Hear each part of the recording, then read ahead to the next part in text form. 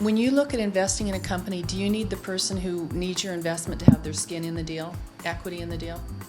Oh, definitely. I mean, if they're going to be part of the management team, they've got to own equity. I mean, that's just the rule of law. Otherwise, I don't know if their interest is aligned with me. That's what I'm worried about.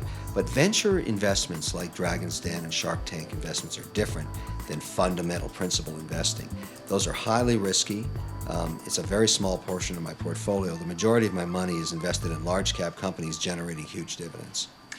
In this particular economy, where even more so in the U.S. market, and I know that you do business all over the world, banks are not giving money very easily to small business. I know in the real estate development business, there are a lot of developers that cannot get construction loans, good developers. Do you see opportunities because of this that could be like the silver lining for people like you that have cash to invest? Oh, you bet. I'm an opportunist, and I look all the time at real estate deals. The problem those developers have, as you and I both know, is they can't get debt anymore. Loan-to-value deals, they used to be able to borrow up to 70, 80, 90%. They're lucky to get 50% now. They need a lot more equity. They're having a hard time getting it. When someone approaches me on an equity deal in real estate, I'm a little right wing of Attila the Hun. I take my fair slice of their flesh, believe me, because I know the risk I'm taking. I'm tying up capital for a long period of time. And that's the way it should be. I think things got a little crazy in real estate in the last decade, and they've come back to the norm. I expect to make almost double-digit returns in real estate now. That's what it takes me to tie up my money. I want 11, 12%. And how long a window do you 5 years. 5 years. So I'll put debt out for 5 years, but I've got to make 11% minimum. I don't care what the developer says. If I can't get that, I just don't invest. And it may sound painful, but I don't care. It's my money, and I'll cry if I want to. Obviously you're a pretty busy man with your business. How do you strike a balance between personal life and enjoying the money that you earn and make, and being able to do business? Well, I actually enjoy making money, but balance of life is a difficult one. Time is a challenge. I start with a very fundamental philosophy. I want to go to bed richer than I woke up every day. So that means I have to work all day, and I actually like it. And I think it's a good work ethic to teach your family, particularly children, that there's nothing free in life, and you've got to work hard to get it. I have no problem with that, but I actually enjoy investing. I really do. It's a challenge. I try and make a rule that I'm always home on weekends because I travel around the world all week long, and I try and be with my kids from Friday right through to Sunday night. I never do anything outside of the family on the weekends, and that's the one rule I've got. I think people that work all weekends are in the early phase of their lives, and they should work all weekends.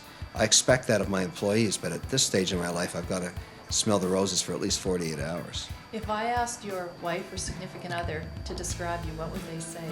Well, depends which day of the week you're asking that question.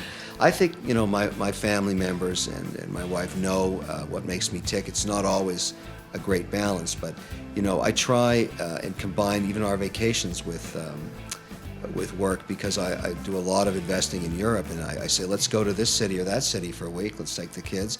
We're going to go to Barcelona on March break. There's a lot happening in Spain right now. There's a lot of stress in the Spanish market. There's a lot of opportunity there. So, if I can slip out for a couple of hours and go look at a great bond deal or something, I'll do that. Always about the deal. It's a wonderful thing to keep you young. And do you ever see yourself retiring? Do you think you ever could retire? I tried it for 3 years. I did the classic, after I sold my first company, I said, well, I think I'll retire now. And I went to beaches all around the world, rode horses in the ocean, did all that stuff. I got bored. And, what I enjoy doing is building businesses, particularly building teams of people that are young entrepreneurs that want to, I think the pride I'll have in when it comes to the end of my time is how many people did I make rich? Because the pursuit of wealth is the pursuit of freedom, and in my mind is the most noble pursuit you can have. I'm a capitalist. I'm proud to be a capitalist. I love the pursuit of wealth. I love making people rich. I can't think of anything better on earth. Have you ever thought of going into politics? There's no money in it.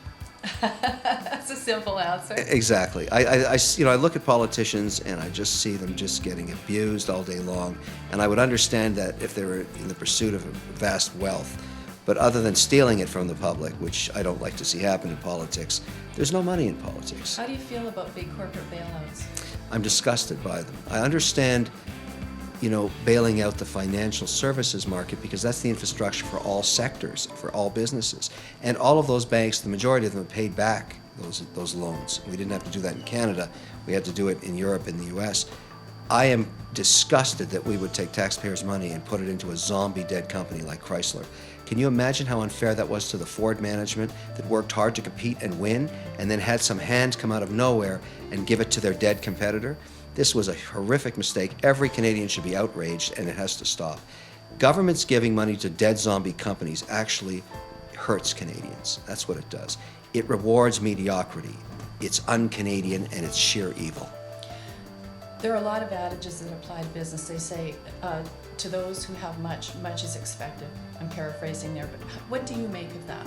I agree with it. I think every successful entrepreneur that is enjoying the fruits of their labor should allocate some portion of their after-tax income to any number of charities. The way I like to do it is I have a series of 7 charities that I give to in a 5-year cycle. So I sit down with my wife and say, what is it we care about? What should we support? And then we just focus on those. That way we can make a difference, we can have some influence on it, and when the 5 years is up, we find 7 more or 8 more, whatever it's going to be. But what I don't like is just scattering it around, on the charity du jour. I'd rather say these are the things we care about, and taking a portion of our income and giving it that way. And make it a portion of your after-tax. The more successful you are, the more you give. It's a great thing, and I think everybody should do it. It just feels right.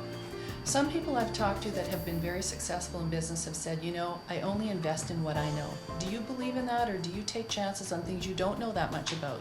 No, that's a bad strategy, because if you do that, you end up too concentrated without enough diversity. I invest in a lot of things I don't know, but I hire people that do know to work for me. So O'Leary Funds is loaded with professionals that invest globally. I, work to set the mandate for what a new fund would be, but I'm not going to pick the stocks. I want somebody to go look at the company, determine that it's got the free cash that I want, and do the hard work. That's what it's all about. You don't have to be concentrated just because you only know real estate. I like real estate. It's 20% of my net worth, but that's all it's ever going to be. I need to have tremendous amount of diversification.